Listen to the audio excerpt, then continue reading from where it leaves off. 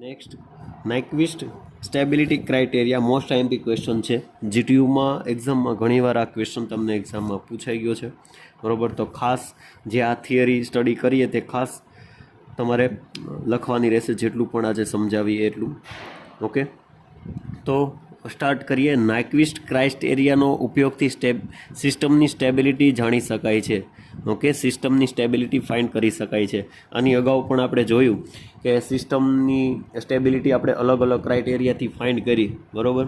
Ruth stability criteria છે, હર્વી stability criteria છે, okay, બોડે plot, બધા અલગ અલગ કેવી કન્ડિશનમાં છે, કઈ રીતે આપણે એનો ઉપયોગ લઈ છે, એ પ્રમાણે આપણે સ્ટેબિલિટી ફાઇન્ડ કરતા હોઈએ છીએ એની મદદથી, બરાબર. તો નાઇક્વિસ્ટ ક્રાઇટેરિયાની મદદથી આપણે સ્ટેબિલિટી ફાઇન્ડ કરી શકીએ છીએ. તો કેવી રીતે ફાઇન્ડ કરીએ એ આપણે બધું સમજશું.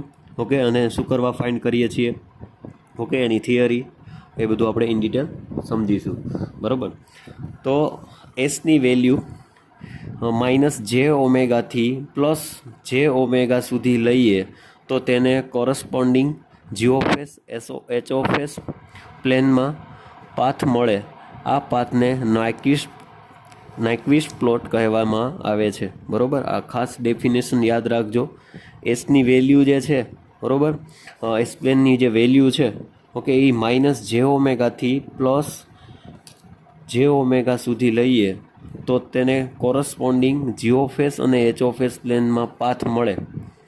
આ પાથને નાઇક્વિસ્ટ પ્લોટ કહેવામાં આવે છે, બરાબર. ગમે એમ કરીને આ યાદ રાખી લેજો. આ એક્ઝામમાં નાઇક્વિસ્ટ ક્રાઇટેરિયા તમને પૂછાય તો આ ડેફિનેશન લખીને આવવાની છે તમારે, બરાબર.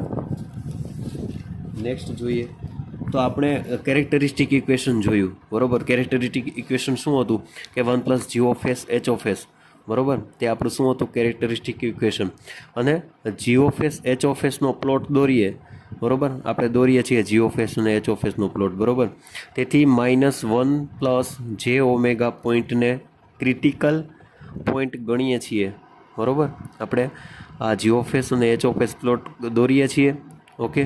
તેથી એને -1 થી 1 + j પ્લોટને ક્રિટિકલ પોઈન્ટ ગણીએ છીએ, બરાબર. n = પોલ -0, બરાબર. જ્યાં n શું છે તો કે નંબર ઓફ ઇન્ટરમેન્ટ